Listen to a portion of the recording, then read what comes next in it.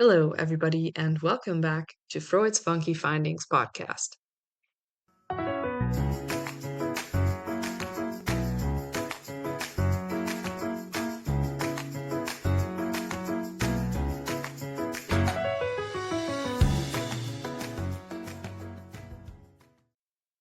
Now, this is the episode we've all actually been waiting for because today we are going to be talking about the man, the macho of mind exploring, the gentleman with a terrifyingly strict demeanor in all the photos I saw of him online, but with a much less strict approach to his romantic relationships. I present to you the nomenclator of this high budget, high profile production you're currently listening to, Mr. Sigmund Freud. The plan for this episode is that we'll scoot through Freud's life and simultaneously explore some of his most famous works, if all goes well, even in a chronological order. And then I'm going to be saving Freud's possibly most controversial theory and the current scientific perspective on each of his ideas for the next episode, because this man had quite a few things to say and quite a few things to be said about him.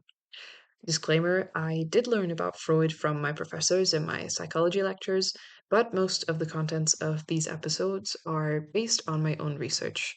I tried to make this information as accurate as possible, but God knows I could be wrong. That said, let's dive right in. Sigmund Freud was born in 1856 in Freiberg, in what is now the Czech Republic, and moved to Vienna with his family when he was 4 years old. The city of Vienna would later remain the center of his intellectual life and professional career. As to be expected, Freud excelled in school. He was tremendously interested in literature, philosophy, and languages. I even remember reading online that he refused to put down his books at the dinner table to avoid losing time he could spend learning, which makes me contemplate how I too refuse to sit in awareness whilst I demolish my mostly bohemian looking student dinners because I, as well, refuse to waste time I could spend learning about whether Fernanda and Gerardo end up getting married in Love is Blind Mexico. Ultimately, though, Freud decided to study medicine at the University of Vienna, in the beginning focusing on neurology and physiology. He worked in the laboratory of zoologist and important propagator of evolution, Karl Klaus, studying the nervous system and anatomy of animals. Actually, one of the first papers he published was about the quest to find the male sex organs of eels. I was thinking if Sisyphus hadn't been punished by the Greek gods to eternally roll a boulder up a steep hill, only for it to roll back down again, this task would have been a pretty good alternative. But believe it or not, this topic was actually of high relevance up until very recently, because no one was ever able to localize the eel goods, which raised some doubts about the concept of evolution and sexual reproduction. So, finding the reproductive organs of eels was crucial in order to defend evolution against the pre Darwinian idea of spontaneous generation, which states that complex life, such as eels, could arise from non living substances. Freud unfortunately did not succeed to complete this righteous task, much like all his brave companions, up until the year 2022, where a team of scientists finally discovered by tracking eels that their sexual organs only develop once they migrated a huge distance and finally approach the spawning waters. There you go. Now we know more about eel testicles than you ever wanted to. Anyways, back to Freud. He also worked in the laboratory of physiologist Ernst Brücke, further examining the nervous system of deep-water fish. But after he'd finished his medical studies and developed interest in one Martha Bernet, he realized that aside from his seductive way of smoking cigars, some cash might be a strategy to convince his lady friend to marry him. So he started working as an assistant doctor at the clinic of Vienna University. But within weeks, Mr. Freud turned out to lack the fine motor skills necessary for a surgeon and didn't feel like he'd found his callings in any of the clinic's other departments either. It is so that Freud finally found himself in the psychiatric clinic of Theodor Meinert, where he was formally introduced into the world of mental illnesses, many of which had no real perspective of treatment back then. But Freud's breakthrough didn't just come about the moment he'd entered the field of psychiatry.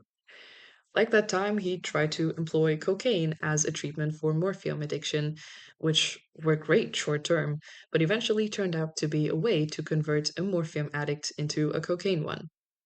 This supposedly came as a surprise to Freud, who, to help with milder health concerns like eardrum infections and to enhance his performance, regularly consumed small doses of cocaine, often joined by his wife Mata.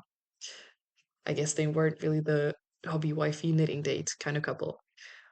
But in spite of these setbacks, Freud continued publishing papers on his findings during his period at Meinert's clinic, which he then turned into a compilation of his scientific work to apply for habilitation, and shortly after successfully became a professor at the University of Vienna in 1885. At this time, he also received a scholarship and thus had the opportunity to spend some time in Paris, where he studied under the neurologist Jean-Martin Charcot.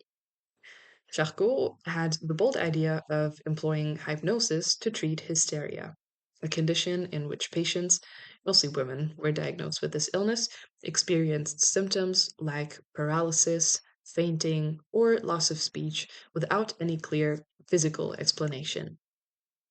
Now, the way hypnosis has been portrayed in 21st century pop culture, like when the desperate woman holds a pending necklace in front of the man's eyes and slowly repeats to him that he loves her. Now, that's not quite how Freud operated with this method in Charcot's practice. The old man had some charisma after all, he didn't need all that nonsense. But what he did instead was either employing verbal suggestions to induce relaxation, or also fixation on an object or set point in the room, or even gentle physical pressure by pressing his hand on the patient's forehead whilst instructing them to concentrate on recalling memories. These exercises sought to lead the neurosis patients into a half sleep trance state, forcing their conscious resistance to surrender. In this state, they could access unprocessed traumatic experiences from their past. These intense recollections of past traumas were accompanied by emotional release, or abreaction, and temporary relief of symptoms. This experience Freud made working with Charcot reinforced to him that aside from physical causes, mental processes might equally be reflected in our physical state. In 1886, Freud officially opened his own medical facility in Vienna, focusing on patients with nervous disorders. Collaborating with another psychiatrist named Josef Breuer, Freud began to treat a patient known as Anna O., real name Berta Pappenheim. Her case involved paralysis, hallucinations, and episodes of mutism without physical explanation, which left her with a diagnosis of hysteria. Breya's treatment of Anna unfolded in three stages.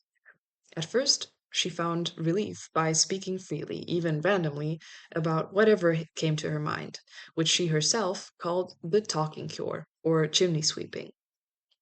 Initially, she expressed all her thoughts and feelings in fairy tales, which potentially made them seem more distant from herself and therefore safer to address. Goya then used hypnosis to help her recall painful emotions related to her father's illness and death, which was a major trauma in her life.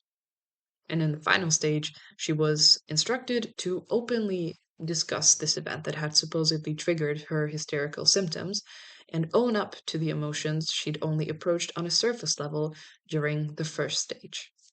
So basically, it was talking freely, then hypnosis to access trauma, and then talking freely about the trauma. And in doing so, Anna O's symptoms seemed to improve.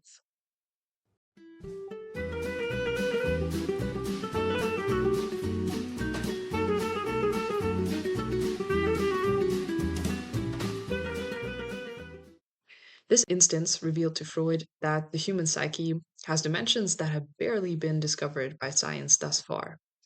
Anna O's case demonstrated that making unconscious thoughts conscious could reduce distress. Furthermore, he uncovered the mechanisms of so called transference, when Anna, having liberated a lot of her suppressed feelings connected to her father's death, redirected those feelings toward Breuer, imagining herself pregnant with his child, which ultimately ended the treatment. Breuer and Freud presented the case in Studies on Hysteria in 1895, in which Freud concluded that Anna's symptoms arose from repressed memories and traumas, and her transference of affection toward Breuer was linked to unconscious sexual fantasies. This case laid the foundation for what Freud would later call psychoanalysis, introducing the concepts of free association and transference. Though initially believed cured, Anna O continued to struggle and was even institutionalized, but later unexpectedly recovered and became a pioneering social worker and feminist activist in Germany, honored with a postal stamp in 1954. Kind of boss babe and to her story, if I may say so. Now, let us dive deeper into the concept of the unconscious.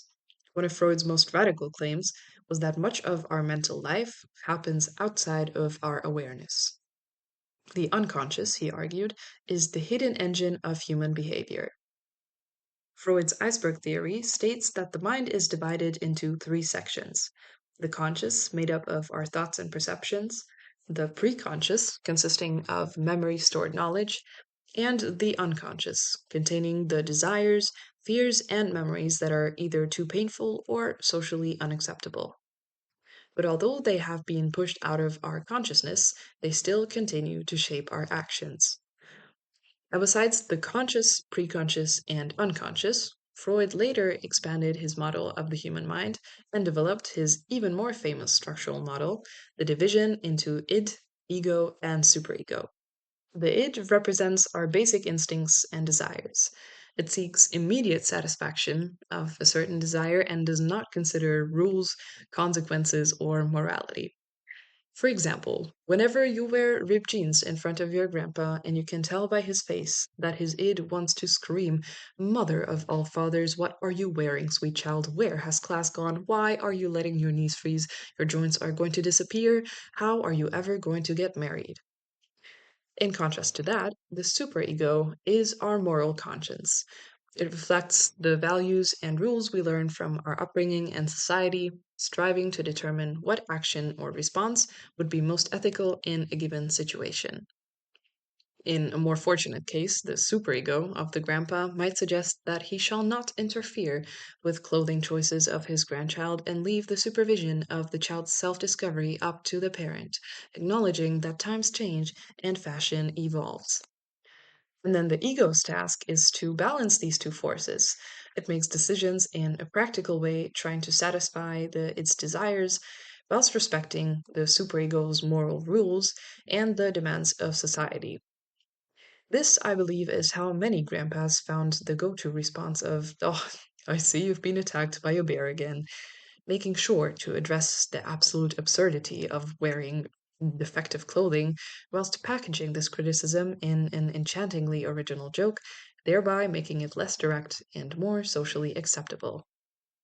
Now, this creates intrapersonal conflict because the person experiences tension between its impulsive desires and the superego's moral demands. For Freud, a crucial component of mental health meant managing this tension, while neuroses arose from unresolved conflicts. This concept portrayed the human mind not as a single rational unit, but as a dynamic system of competing forces. Freud explains in his book, The Psychopathology of Everyday Life, that the presence of the unconscious can be observed from so called faulty actions, later known as Freudian slips, which refer to those small mistakes in speech, memory, or action, which, as he proposed, weren't random errors, but pieces of evidence of the unconscious interfering.